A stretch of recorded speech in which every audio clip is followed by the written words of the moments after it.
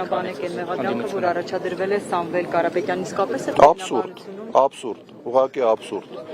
Նիկոլ Փաշինյանի մի քանի օր առաջ Facebook-յան գրառումը ավելի շատ է ընկնում սահմանադրական կարգի տապալման հոդվածի տակ, քան Սամվել Կարապետյանի հարցազրույցում հնչեցրած հայտարարությունը, երբ որ Նիկոլ Փաշինյանը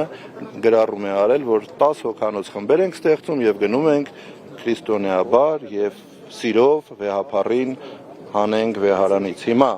ուզում եք ձեր փորձենք, հիմա ձեր եթերում ես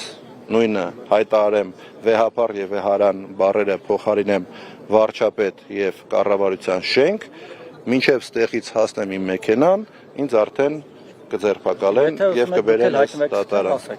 Պարոն Վանեցյան, երբ որ այն ժամանակ, երբ որ աշխատում էիք Փաշինյանի իշխանության տարիներին, կսպասեիք, որ մի օր Փաշինյանը, այսպես կոչված էյֆորիայի անցնելուց հետո իշխանության ղեկավարից կվերածվի